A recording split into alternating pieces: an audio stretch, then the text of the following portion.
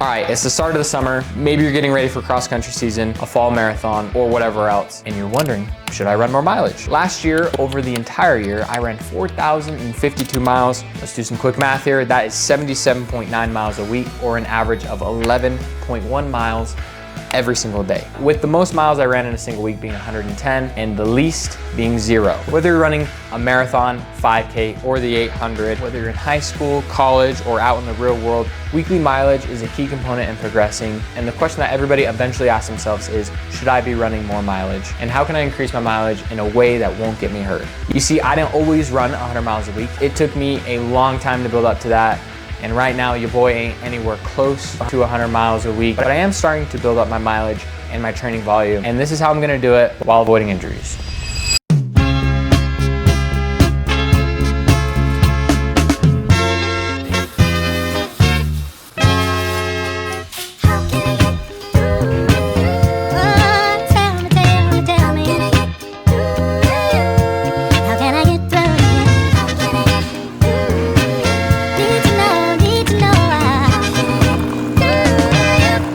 All right, guys, it is Monday morning, beautiful Monday morning, start of a new week. We are feeling great. I ran 10 easy miles this morning. Mileage goal this week is 70 miles per week, which just so happens to be the same amount of mileage that my wife runs each week. So, you know, this is what I've been reduced to, unfortunately. Well, you know, she's a good runner, so I take that back. This leads me to my first point. We're just gonna cut right to the chase, guys. Everybody's mileage is gonna be different. Some people can handle more mileage, some people can handle less mileage. Everybody already knows that. The key is you don't want to force your mileage. When you force your mileage, things start to go bad. Just in simple terms, the reason why you'd want to run more mileage, in theory, when you increase your training volume, your body makes adaptations. Those adaptations obviously help you run faster, help you run longer, and just help you become a better overall runner. Problem is that these adaptations, they happen super slow. If you do too much too soon, again, bad things will happen. During the entirety of my running career, my mileage has fluctuated anywhere from like 20 miles a week, probably my freshman year of high school, to like 100 miles a week, like consistently. In high school, I peaked out at about 40 to 45 miles per week. And then my first year of college, I jumped up to 70 miles a week in 3 months.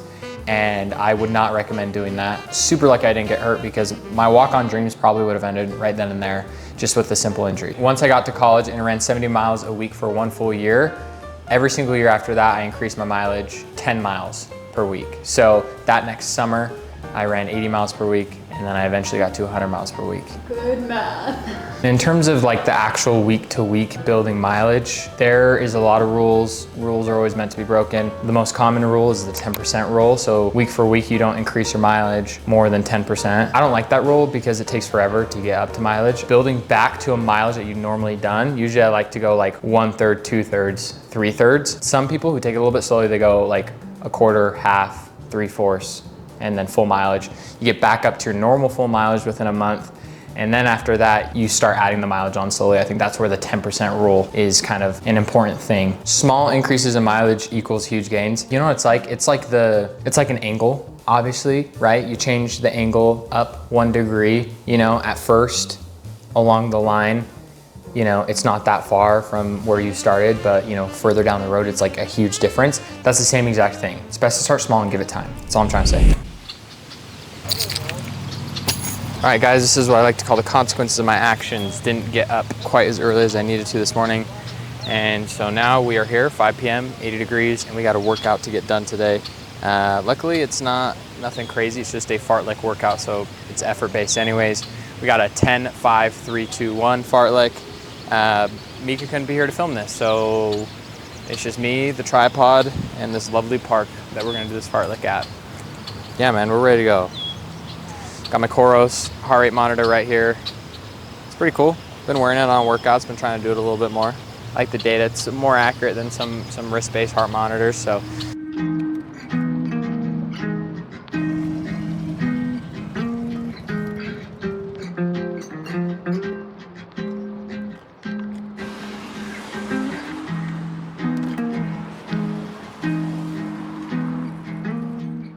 The goal this week is to hit 70 miles.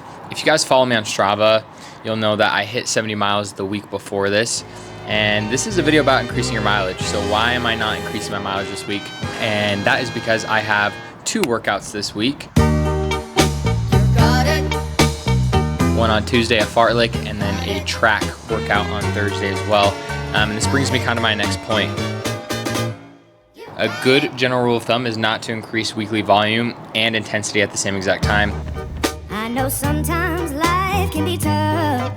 Obviously, all rules are meant to be broken at specific times, but especially when you're building to a new mileage that you've never done before, it's best not to increase both of them at the same time. This is the exact reason why college and high school athletes wait to increase their mileage until the summer. That's because they're not racing, they're not working out, and they can kind of just focus in on dialing up that mileage.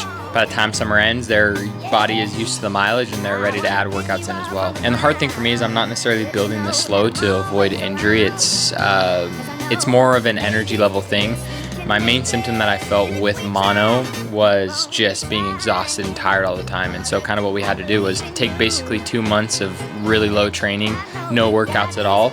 And now we're kind of just playing it by ear, paying close attention to energy levels. And if one day or 1 week I feel extra tired, then we know we probably increased it just a little bit too much. So it's been a little frustrating, but I mean, I've been going in the right direction, and each week I've honestly been feeling better and better. So at this point, I'm just happy to be feeling good again and, you know, have a direction and to see any type of improvement whatsoever. And at the end of the day, like, you know, obviously I want to hop right back in, but I got a fall marathon and I want to be able to go at that 100%. So we're just really making sure that the body is ready to hop back into training. Let you know that there's always a helping hand. 'Cause I know we can make it. Yeah, we can make it if we try. Yes, we can make it if we try. Keep on trying. You got it. You're gonna make it. You got it. I believe in you. You got it. Trying. Keep on trying, girl. You got it. You're gonna make it. You got it. 'Cause I believe in you. Yeah. Just keep on trying. Honestly, that's what I'm talking about. Like, You're like, finally something I can feel oh good. God, yeah. This feels like normal Adam. You got it.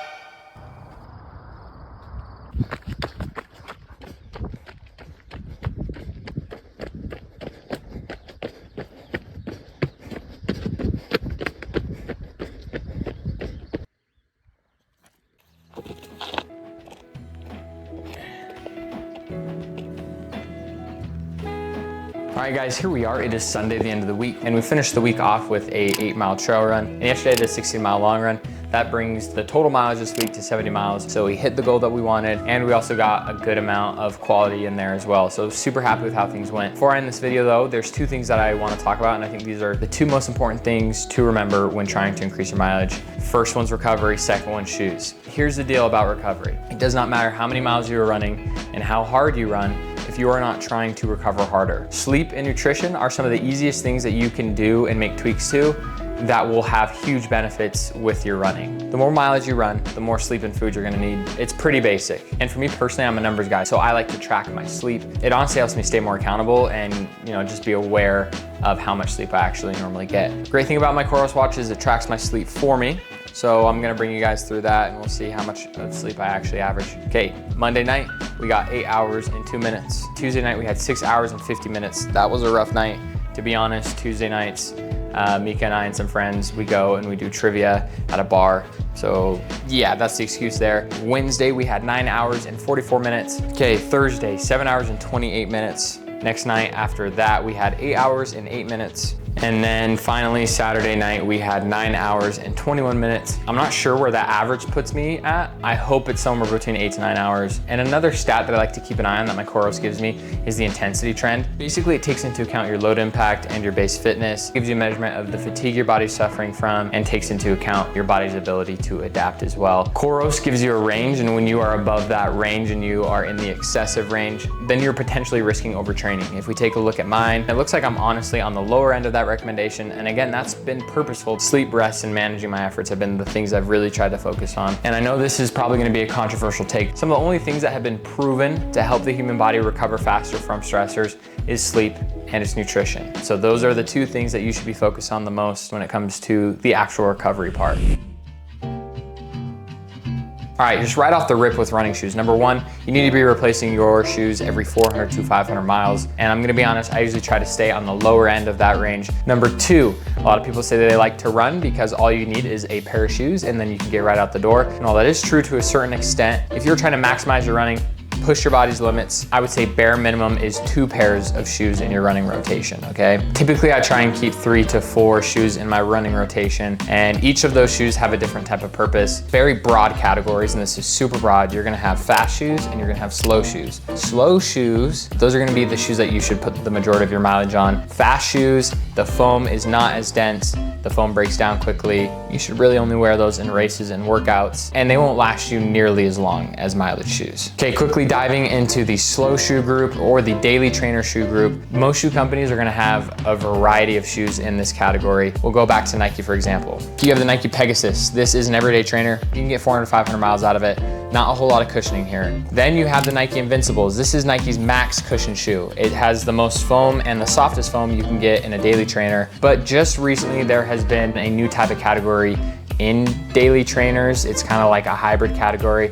It's called the Super Trainer. Shoes like the New Balance Super Comp Trainer. These shoes, they have a lot of cushion, soft foam, and a plate in it, but it'll last you longer than some of these super shoes. Typically, I like to have a shoe in each of the different categories. So in terms of just a normal daily trainer that I put the majority of my mileage on, it's going to be a Nike Vomero. That's what I got right now. And then I will try and keep a max cushion or a Super Trainer shoe in my rotation, just because some days when you're tired, it's nice to have that extra cushion. It's nice to have that little bit extra pop. Right now I'm using the Cloud Monsters. I really like these shoes. A lot of times I'll use this on a long run just because they're lighter.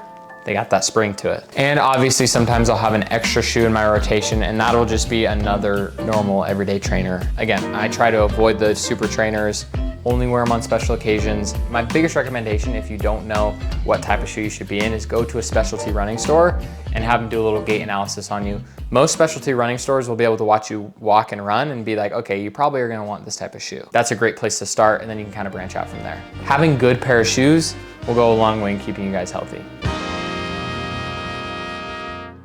Anyways, guys, I hope you enjoyed the video. Leave questions down below. I'll do my best to try and answer as many as I can. If you haven't already, subscribe to see more. Yeah, guys, I'm feeling good. Training's going great. Physically, I'm starting to feel like the old Adam. And so, yeah, we're just gonna keep moving forward. Thanks for watching.